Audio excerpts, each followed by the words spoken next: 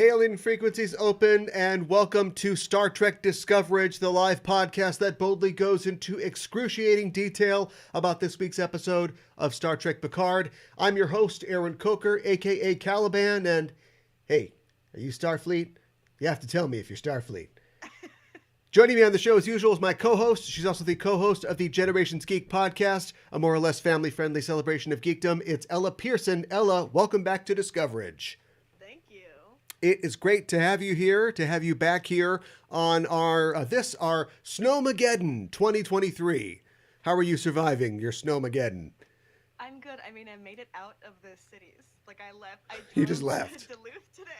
Okay. Like, do not travel on Thursday. Yeah. Word. Going to Duluth. That's a drastic thing to do. Yeah. I mean, the highways were like fine. It was just a little windy. You know what I mean? Yeah. Yeah, it has been, honestly, in my opinion, a little bit of a letdown, our Snowmageddon. You know, it's nothing compared to the Halloween storm of 1991. I was there, Ella, 3,200 years ago. You did not see how the plows of men failed. But actually, I'm happy because that's all we need is a snowstorm holding the city down. But yeah, it hasn't been actually that bad. It was literally the first time in my life that I ever got nervous about a snowstorm. Yeah, well, they definitely talked it up quite a bit.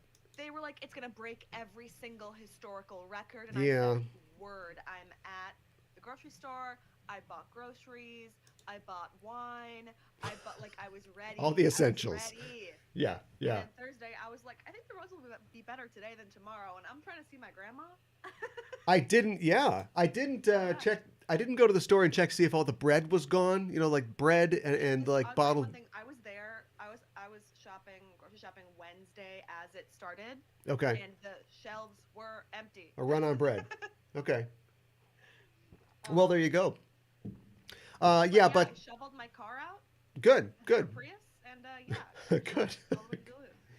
Yeah, I was navigating the emergency snow emergency parking rules, the esoteric draconic rules, but I think I got it figured out. So everything's good here. Yeah, and everything's pretty good in the world of Star Trek. Let's talk news of the Star Trek world pretty fast here. It turns out that Star Trek Picard season 3 is fresh, baby. It's 100% on Rotten Tomatoes. This first season, or this, not just the first episode, the entire season for the critics who have seen the whole season. And that is 2 points higher than the 98% that Star Trek Strange New Worlds season 1 had. So it is the best season of Star Trek. I mean, I will say, like, so far, and I said this before I watched the second episode, I was like, this is the best season of Picard. Yeah, based off of that first episode, yeah, maybe. I was like, this is good, this is great, I'm having a great time. So I'm not surprised it has like 100% already. You know? Trying to think where way back, what were we doing in the first episode of the first season of Picard? We were fighting Romulans, and Dodge was blowing up. Yeah, we were right. Yeah, we were at the vineyard and setting the stakes. And then, of course, the second season, I thought that first episode of the second season was really strong. And then things got very exciting after that. So I don't know. You know, we'll definitely be talking about the most recent episode here in a little bit. But yeah, that's pretty good news that people are very bullish on the future of this. Not this show, but just new Trek in general. Of course, this will be the last season of this show. Unless they do some kind of spinoff, what do you think the chances of that are? Maybe a seven show? Still a 7 show. Maybe a Seven and Raffi show? Yeah. I was thinking today, I was like, are we still sitting on Section 31? Like, do we still want God that? knows like, at this point. Is that in their back pocket for a new show? Yeah. I mean, parts of this show feel like what I would expect to see from a Section 31 show, dark. especially what Raffi's doing. Heavily dark. Mm-hmm. It was funny. I mean, even last week, my roommate caught a couple minutes of it, and she was like, this show is a lot less silly than the other shows I've seen you watching. It sneaks the silly in. Yeah. Lower decks. Yeah. It manages to put silly in there a little bit still, but yeah, you're right. It's a much more serious adult tone, if you will. Well, I I also want to. think that Oh, um go ahead. the well just the with the prodigal son, Mm-hmm. that is that's a spinoff waiting to happen, but I hope that they wouldn't. Yeah. I don't know. Well, But we'll we're not even that's the we'll talk episode. about We're the not even there episode, yet. yeah, in a little bit. But I think I did mention last week um, getting kind of mutt vibes from this character. And so now it's been essentially confirmed they're doing a Kingdom of the Crystal Skull here. So we'll see Yeah. where we go as far as that goes. Really? Okay. Woo! All right. I mean, You psyched for the Dial of Destiny? That's coming up. Um, you know what? My cat's named Indiana Jones, so I that's well, really am. we can't do anything about that. Let's cut to the. Did you say can't do anything about that? Well, his name's Jonesy. That's a great name for a cat. We love that. Let's get to my belabored but final segment where I introduce you to the new tranche of Star Trek figures that were thrust upon me. Yes, not born great, but thrust upon me. I have 5 more figures to share with you. The first is my Martia figure. Now, this is the classic Star Trek. I'm not sure how that works exactly, but I suppose classic films, TOS, a pleasing shape indeed. Iman as Martia. Classic Star Trek. Next up is an oldie but a goodie. It is Captain Christopher Pike. Let's go. Old style. Yeah, Jeffrey Hunter from the first pilot, The now. Cage, and the Menagerie episode. And then, well, you got to have this one. You got to have it. It is Benjamin Sisko, the man himself. I can live with it. No hair. I want to get Sisko with hair, not without hair, but, you know, that's all they had. Another one we've got. Oh, there you go. Mr. Spock himself. And Mr. Spock looks like from The Cage. So check the circuit. It's a great Let's figure. go. And last, but definitely not least, you've got TMP Sulu right there. All in beige. That's basically a basic My jumpsuit. God, I look bad. So I don't know what I'm gonna do with all these figures, but maybe your dad has some advice how to begin a diorama or whatever it is you do. Yeah, it's called lots of shelves. Well, I'll have shelves in my new studio, so I don't know. We'll see. No Called- promises. It's called so many shelves that you don't want to buy real wood for the shelves because it would bankrupt. Oh, really? Yeah. Yeah. What kind of? That's what we're I like running with oak. over here. Yeah, yeah. Well, we'll see. We'll check back on that in the future. But right now, let's talk about the present and the episode of Star Trek Picard that we just saw, an episode called Disengage. And we'll talk about that. But first, as always, a warning. We're setting a course for the spoiler zone listeners, so be warned. We're glad you've decided to join us. But if you haven't seen the episode, spoilers are incoming. The official synopsis for Disengage is: aided by Seven of Nine and the crew of the USS Titan, Picard makes a shocking discovery that will alter his life forever and puts him on a collision course with the most cunning enemy he's ever encountered. Meanwhile, Raffi races to track a catastrophic weapon and collides with a familiar ally. The episode was written by Christopher Monfett and Sean Tretta and directed, once again, by Douglas Arniakowski. No start date for this episode, but we do know that it is set in the first year of the 25th millennium, 2401. No real facts for this episode other than this is the first reappearance in live action of Michael Dorn as Worf since Star Trek Nemesis in 2005, and the first appearance of Amanda Plummer as Vadik in this episode. A mysterious figure who we will talk about in a little bit. But first of all, what were your overall impressions of the episode Disengage? Loved it. Yeah? I really enjoyed it. I don't know if I'm like getting swept up in if it's the nostalgia of like seeing the old characters, Yeah. but I really liked it. I do kind of wish like that it had been more of a surprise, like that I wasn't waiting, like that I didn't know that Worf was going to be in this season. But because at first I was like, "Oh no," because I just saw this sword. Yeah. Right. Somebody's cutting off heads. Oh, it's Worf. Yeah, I mean, no, it's I Worf. was like, Yeah, Oh, yeah. And I went, yeah. But I like literally stood up out of my seat, like I was so excited, and I'm just having a really good time. The new villain, I didn't catch her name. Amazing. Yeah, Vatic. Like Yeah, I the the cigarette, the old cigarette holder, yeah, yeah, the future old cigarette holder. yeah. Interesting. Uh, I thought that it's weird because I think the way that you so they're kind of doing like what they were doing in the first season, because the first season was also kind of, hey, we're kind of getting the band back together here, right, with Riker and Troy and other characters, and so you'd think that like they would um, slow play it is the move, and that's what they did in the first season. It isn't until the seventh episode that we get shields up, red alert, captain on the bridge. Um, but I kind of thought like when they promised us Geordi and all the characters, I kind of thought we'd like get them all in there right away. Like we're not going to wait till episode 7 to see to Troy and Geordi and like I'm other sure not. characters, are we? Yeah, I kind of hope that they I would be an ensemble for longer. And we're only 2 episodes in and we've got Worf already, but I'm kind of hoping that they get to it faster than they are. Me too, and I think part of that is because like I I don't want to. I know because everyone worked so hard on those first two seasons, Mm. and I know that they had like a hard time for a lot of different reasons. But it's like, Yeah, what I was gonna say, and I'm sorry, but they wasted those first two seasons, right? And I feel like what this show was meant to be was this like they want to tie it up in a little knot. We want to see all the old favorites and yeah, you're done. yeah, And I wish that it had been a like a mini series of longer episodes and that they had focused more on that. And so now that we're getting those old characters back and I feel like getting to the meat of what they wanted the show to be like the goodbye to Data in that first season, yeah, like amazing. yeah, And so I feel like this season our our old friends, I think they will I think they will make appearances like sooner rather than later.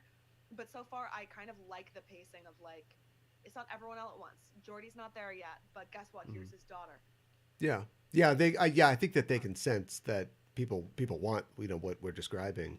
Um, I think this is another situation where, and I don't know if I would go so far as to say that the first 2 seasons were wasted, No, uh, no, no, and that's not but like a I think that part where I was like, they're kind of trapped in the format, which is what we do now is we do these 10 episode seasons of streaming TV, and that's what everything is, no matter what, because that is the form that the medium is taking right now, and so that's what we have to do.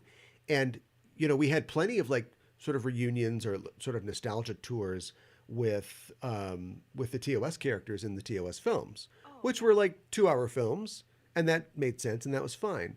Or you could have Scotty show up for an hour on TNG, or have Sulu show up, on Voyager for like an hour, because that was sort of the unit of entertainment that you got. And I think like an adventure with the aged, but still intrepid TNG crew would be perfect for like a 2 hour movie. But that's not how we deliver our content now. And so we've got to have this show with 10 hours. And I feel like the show is just getting started, but I feel like it's already kind of spinning its wheels. Like you've got yeah, tension with the captain, with Captain Shaw, and it looks like Seven's fired. But then she's not fired because we've got to go along in the next episode a little bit, and then she is fired, but she's not really fired because they need her help. And you've got like Picard discovering Jack Crusher, and I think the show smartly knows that the audience is smart, and we all kind of we have an idea about who this is, but they've got to sort of like they have to kind of keep it going like this fiction, and even Riker's like, come on, what are we talking about here? Because we've got to fill like these 10 hours. And I don't know what I'm complaining about. I mean, there's no way around it. This is the only way we're going to get the show. But sometimes I feel like there are these like kind of extraneous scenes that would be the need for them would be obviated by it just being a 2 or 3 hour thing, or like you said, like a mini series. I think the idea of Rafi off on her own doing Starfleet intelligence stuff for just some cutout is like a really cool thing, but instead we get her talking and expositing to a screen, telling us stuff that we don't really need to know, just so she can go to a drug deal, like a yeah. my It first felt Tarantino super. type scene where it's like, go ahead, do the drug, show me you believe in this. It's like we've seen this a bunch of times, so I wasn't so hot on like that kind of stuff. But yeah, I mean, like this is all when you talk about fan service, you go, what is it? Is it like the Enterprise D flying in to save everybody, or is it Worf cutting somebody's head off or something like that? And really, like the way they're treating it is, we want to give people kind of what they've always said that they've wanted, which is like I mean, a connection between Crusher and Picard. Finally, for seeing real, I Worf come feel like back. Yeah, just the term fan service is like about to go the way of like Mary Sue, where it's like I feel like people are at this tipping point where it's like, yeah, it's fan service because we're making something that fans want to watch. You know what I mean? yeah, right, yeah, It's like, yeah, obviously. I feel like we're at that point with fan service, which is fine. yeah. Yeah, right, yeah. Not Pa- to yeah, we're again, pandering. We're pandering to what the audience of wants, right? course we're Pandering, of pandering. course. We You like want pandas, don't you? clowns to watch it. Yeah, right. Yeah. Uh, so though that's kind of my general complaints about having to watch a Picard show in 2023. But that's what Yeah, the I show mean is. the Um, cutaway. I noticed that especially today, where I was like, okay, this B plot with Raffi is like not. I don't really understand why we're doing it until it got to Worf, and I was like, okay, yeah, I understand now why we're here. yeah. But it could have resolved with just Worf, her just saying, "Look, if you're not going to tell me, I'm going to go off and probably get myself killed in a drug den," and he could just like camera on his Zoom. All right, look, I'm Worf. Just calm down. Don't go out. But we had to like have some other scene to fill in that time, and so anyway, I'll Did stop you complaining about it. did Uh, you love the Ferengi though? What was his name? Sneed. Sneed or something like that. Yeah, yeah. I'm like Yeah, sad he's that all he's right, dead. I guess. That He was a I don't. I guess single serving bad yeah. guy. I felt like that actor just ate up the like evil Ferengi role. Like he read the script and he was like, "I've got this." That Like, actor, less. if you've seen, I can't remember if it's the first and second X Men movie, but the guy that plays Pyro in X Men, that was that actor. Oh no way! Yeah. Weird. It was a different Pyro in X Men 2, wasn't it, from the first one? But anyway, yeah. They're Um, always recasting in so yeah, there's like three different Kitty Prides, and anyway, this is not an X Men show. But anyway, so I'm much more interested. I saw a little interview with the guy behind this whole thing, and he was talking about how, and we'd speculated about this last week, but like he always wanted to give, the TNG crew like the film that they never got. It's like, well, they had like 3.5 films, but okay, I think I see where you're going with this, and so he sees it as kind of a film. It's one of the reasons that it opens within the 25th century, and I know we're only 1 year into the 25th century, but like I'm way more interested in like the world that they're starting to build. Like when Jack is dealing with the Rangers before, you're like, okay, so we've heard about the Fenris Rangers before. Tell us a little more. Turns out that they're like corrupt or they're posing as Fenris Rangers, but like that's the kind of thing I want to hear about. Who are these bird guys? I want to know about that. How the people that Raffi is trying to get, who stole the portal weapons, how do they connect to the bird people and Vedic? It's like, go ahead and give us this stuff. Come on. Go on. My mouth's open. Shovel it in. That's kind of what I'm more interested in. Yeah, I mean, I'm the Rangers. I mean, obsessed. I want to know everything. I They want to know seemed more. they seemed cool. They seemed like Buck Rogers or something in the earlier seasons of Picard. Now they kind of seem like Minutemen. The guys that patrol the U.S. Mexico border in their trucks. Like, who are the Federation is the authority, and they have like picket ships, right? Who are these guys that just decided, get some guns, everybody? We're just going to go out and cruise and make sure that nobody crosses the borders. What are they? No, I'm not so sure. I like the No one Rangers so crosses the much. border. I feel like they're like a loose. I read a quote about them today. I might still have it up Do on tell. my phone. It's like, oh, I think I do. It's like on Memory Alpha. Uh-huh. Okay, here we go. The first season press kit stated that the Fenris Rangers were, quote, an independent group of peacekeepers who try to maintain a semblance of law and order on both sides of the former neutral zone. Sounds kind of like Minutemen. Now, here's an interesting question. Are they doing that because the Federation, they feel like the Federation is not doing that? Has the Federation, shirked their responsibilities in that regard? there people have. Federation isn't their. I feel like their big problem, their big idea, people. You know, Okay, sure, yeah, the yeah, Federation can't be with the who individually is trading what. And I feel like the Fenris Rangers are on the ground. They're Robin Hooding it. yeah, They're like, you are being stinky. Get out. yeah. You watch it. We You used know. to call those McKee, didn't we? Like, I wonder what the Federation thinks about that, about them sort of taking the thing into their own hands. If and we haven't really talked about this, and hopefully we will, because the, Vedic seems, I know she's a human or looks like a human, but she seems to have Romulan connections. Will there be a similar demilitarization with a ceasing of tensions between the Romulan Empire and the Federation, or have the tensions with the destruction of Romulus gone back up again? You know, like where are we at as far as that goes? And I don't know if that's the job of Star Trek Picard, the show, to I answer, was gonna but say I feel like they are gonna be a way less concerned with world building than pretty much any of the other shows, just because they are like it's fair. the one thing they're doing is like, yeah, they're putting a little smooch on next gen's forehead, moving on. Yeah. Oh, speaking of smooching foreheads, did I always you do. did you see the news that Warner Brothers has closed the deal for more Lord of the Rings films? Oh, I did see this. Yeah, we should have started with that because this is a Lord of the Rings show. I listen. This is a Star Trek podcast. Do you think Peter Jackson is like, hell no, don't call me, I won't do it? Well, that's so crazy. That's exactly what he sounds like. That's my New Zealander accent.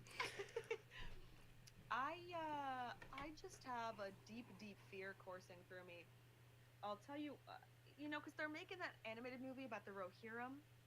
Yeah, yeah, And here's what I said. I say animated. It's an anime movie, yeah. correct? And I said, my mom. I remember where I was. My mom was there, and I said, I'm gonna have to watch that. And she said, That's my no, life. you don't. That's my And life. said, I have to watch that. Mom said, Mom, you don't get it. I do have to watch it. I do have to watch it. And I just don't want a Marvelization of Lord of the Rings in 10 years. Oh Like, yeah. in 10 years, I don't want to have to be making excuses for why I'm still watching the new Tolkien movie. I want them to make something good Yeah. that I don't have to defend myself for watching. Lately, Marvel, and it took them quite a few years to get to this point, but I have to, every time people are like, it's like they want to be like, those movies are bad, right? But they're afraid to say it to me, and I have to be like, I'm not going to tell you they're good. I don't have to defend these. I just have to watch them. Now I have to defend them. Yeah, yeah. Like, am Yeah. I going to the theater? No. I'm waiting for that to go on streaming. Yeah. I watch Wakanda Forever, and I'm like, this is a bummer, and it's 3 hours long, and I have to pee 3 times, Yeah. and nothing's happening. Yeah. And she's not in the suit until the last third, so what's the point? And- That's my fear. And Quantum Mania is the the second rotten, not fresh Marvel film Well, after. I haven't seen it yet, because Yeah. I'm like, I'm not going to go, especially post-COVID, I'm not Yeah. going to go to the theater. It made $100 million, so Bad clearly movie. an Ant-Man movie doesn't Yeah, need because our business. because But all those other clowns are like, I have to see the new yeah, Marvel right. movie. You've broken And out of the. moms are like, you don't have to, honey. And Yeah. they're like, no, I do. I'm turning around. I'm walking out of here. Maybe buy some merch in the lobby, but I'm leaving.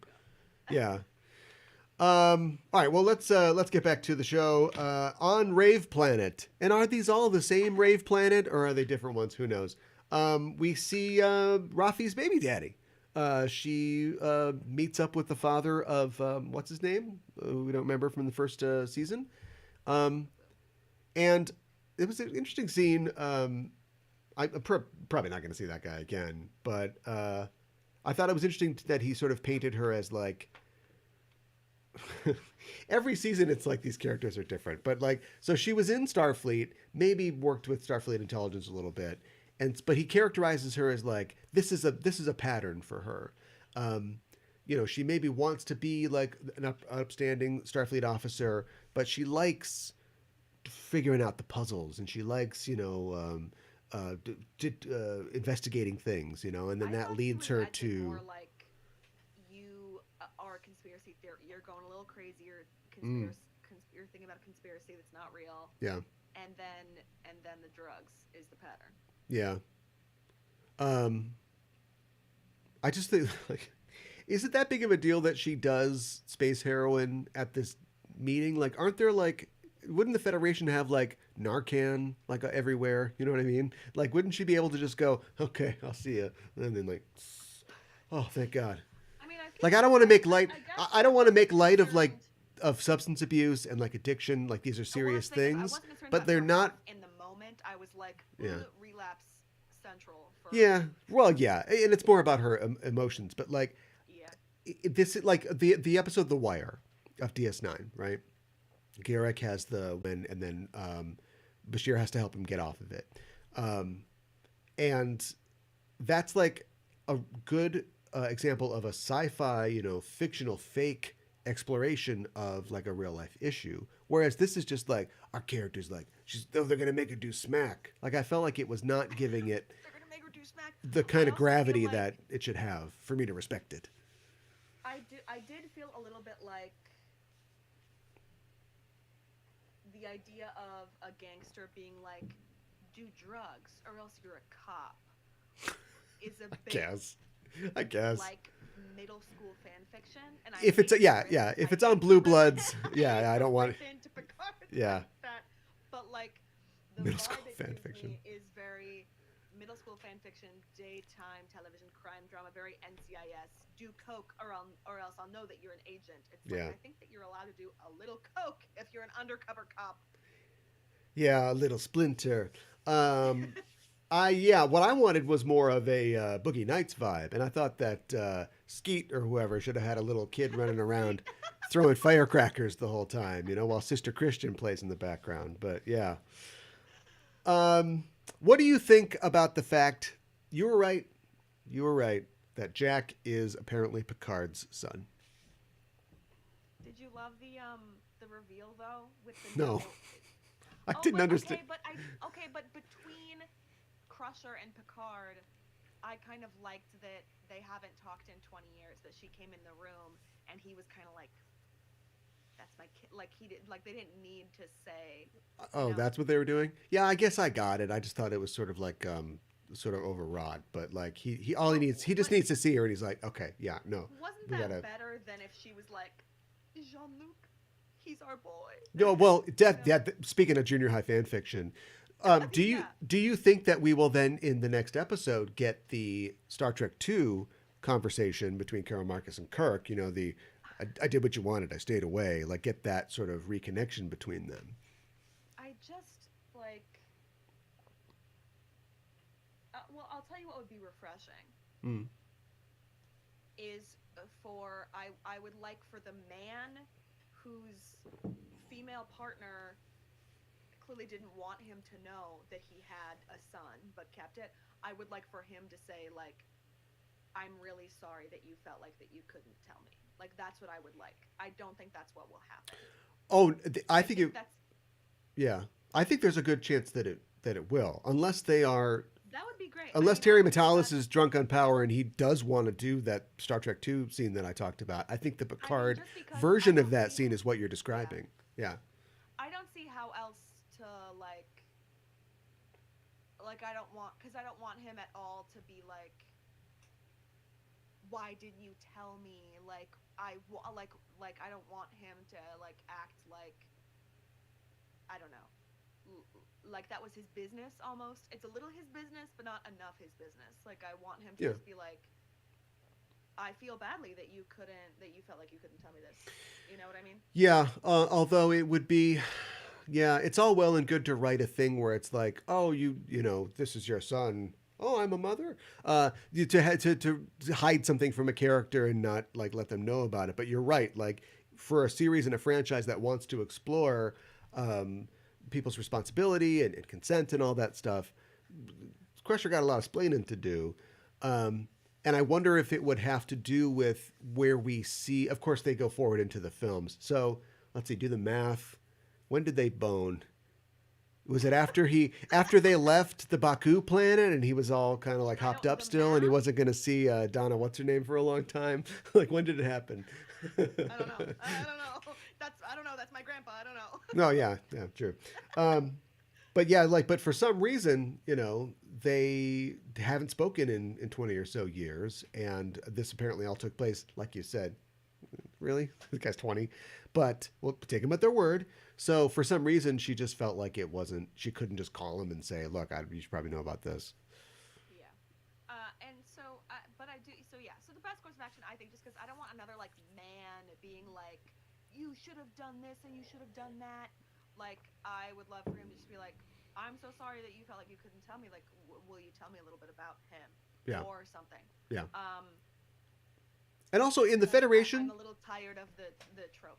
yeah, I would think that I think that families would work pretty much the same in the Federation, but ostensibly there isn't like a support issue because everybody is supported, right? The Federation's got UBI. Let's just be honest about that, right?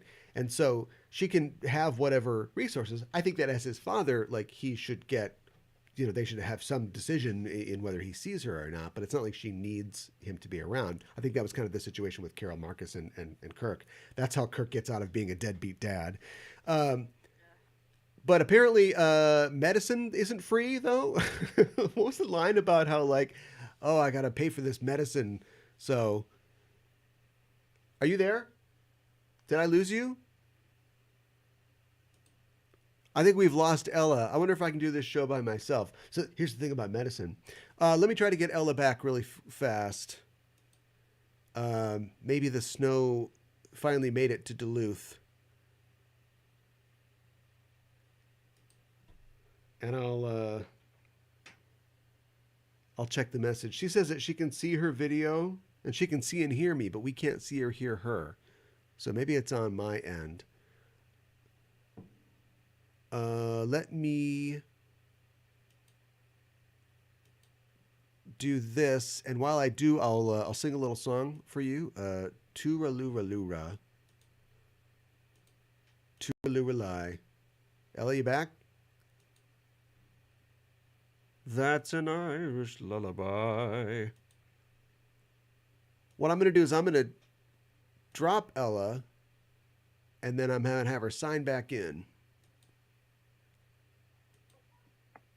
Are you there? There, you're back. Okay. Am I? I don't know what Can you happened. hear me? We were getting too close to the truth. You can hear Cursor me now? came up and said, "You don't want it to be 119, do you?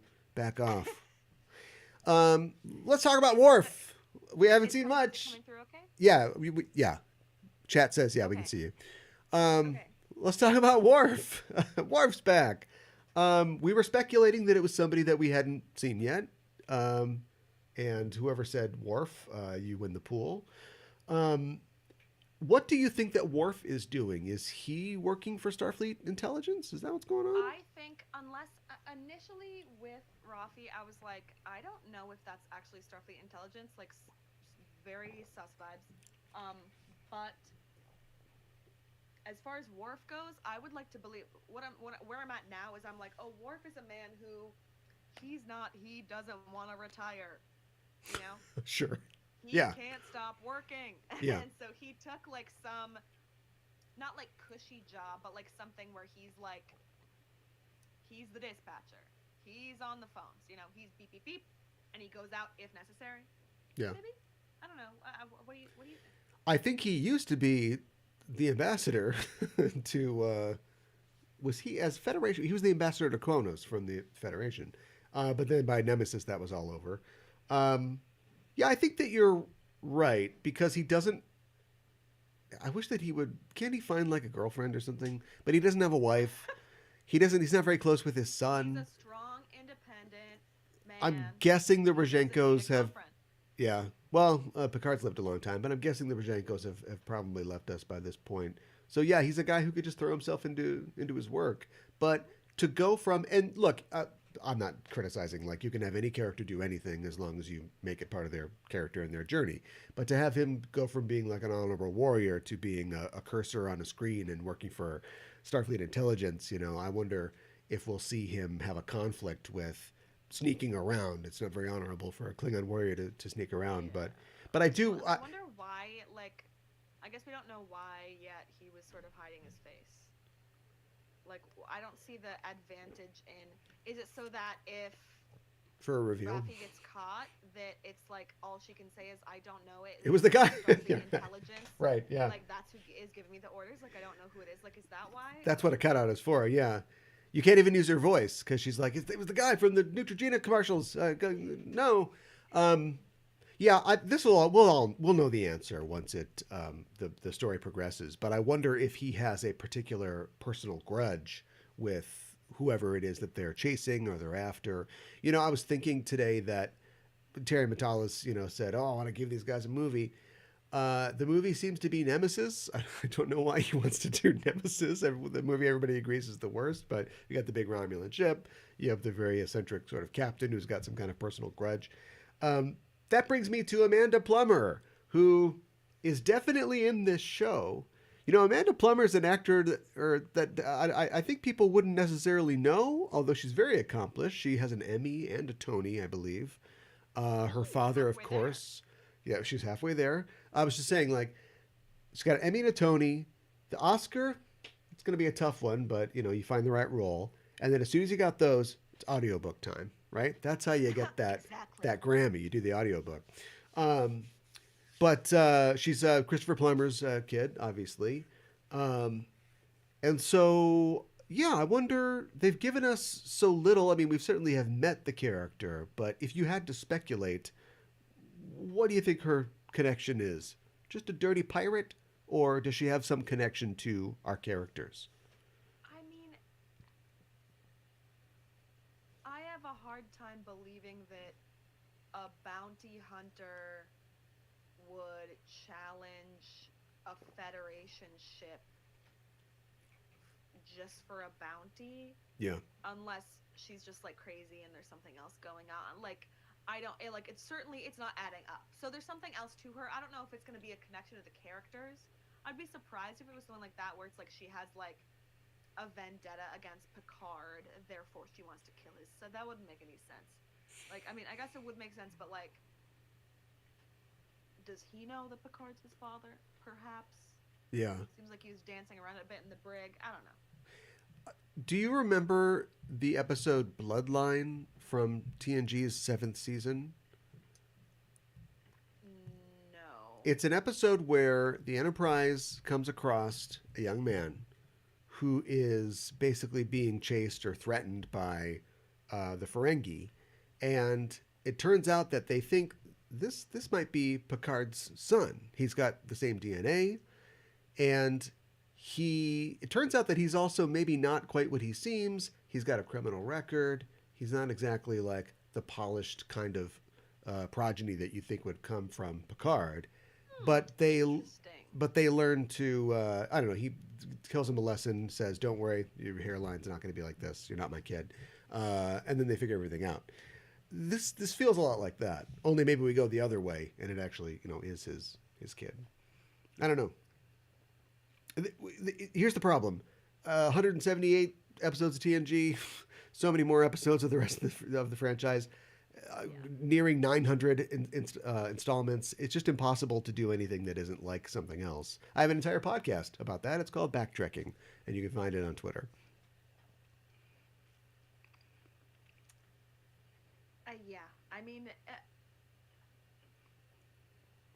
I have a hard time with it. It's like, it's exciting to do you have a son.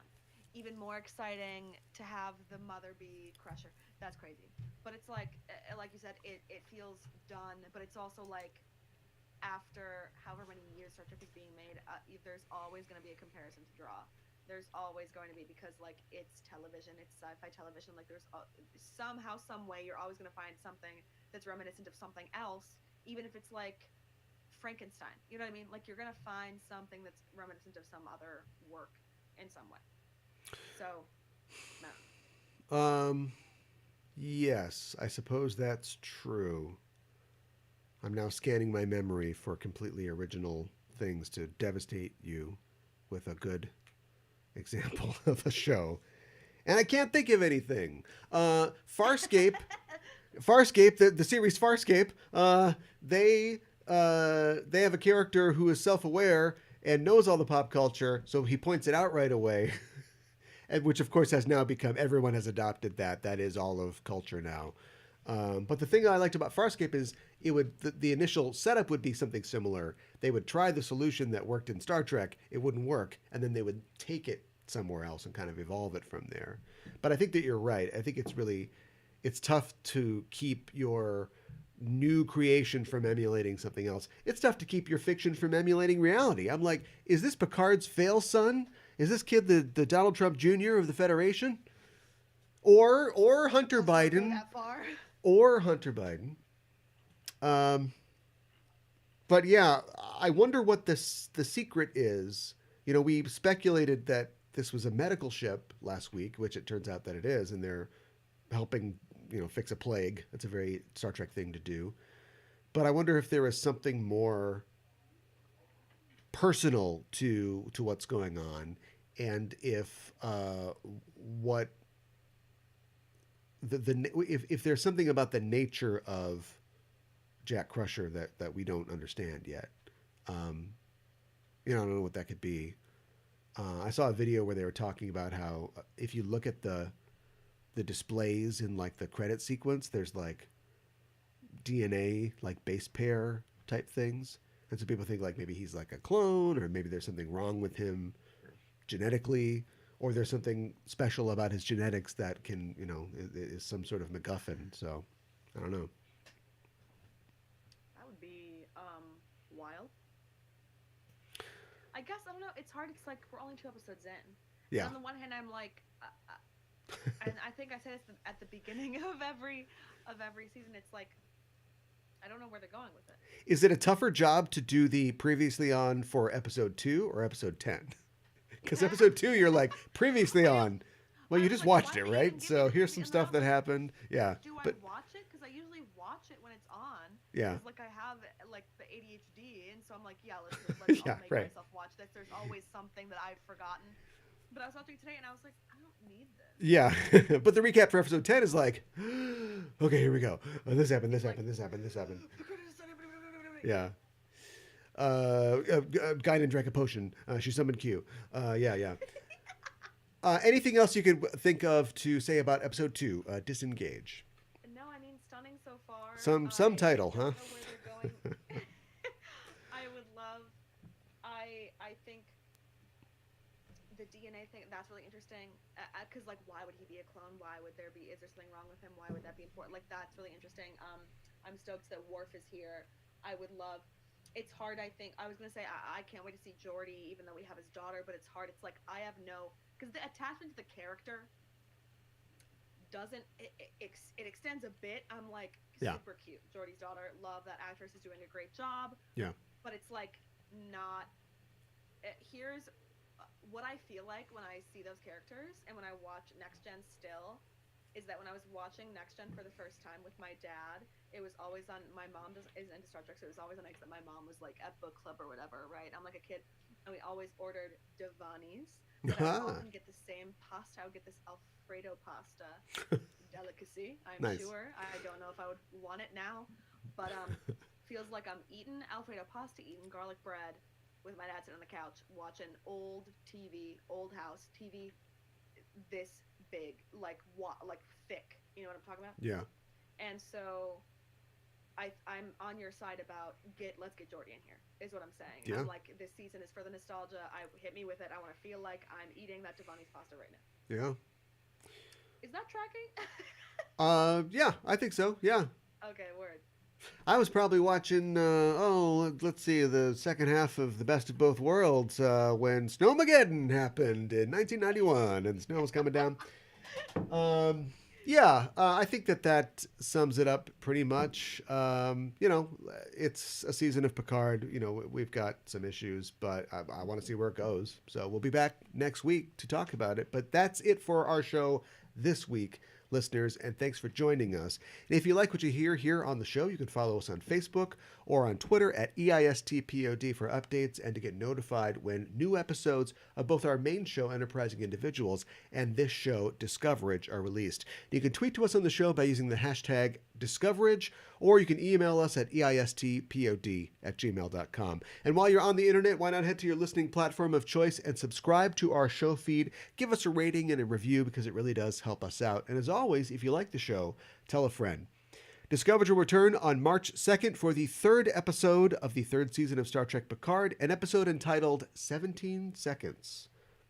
That's a very long bull ride if that's what that's all about, but we'll find out next week. We'll see you there. We'll be here next Thursday at 8 p.m. to cover it, and you can follow us on Twitter or Facebook to get a notification when we're live and broadcasting. Also, subscribe to us here on Twitch. Hit the heart and hit the bell icon and get notified when we're live.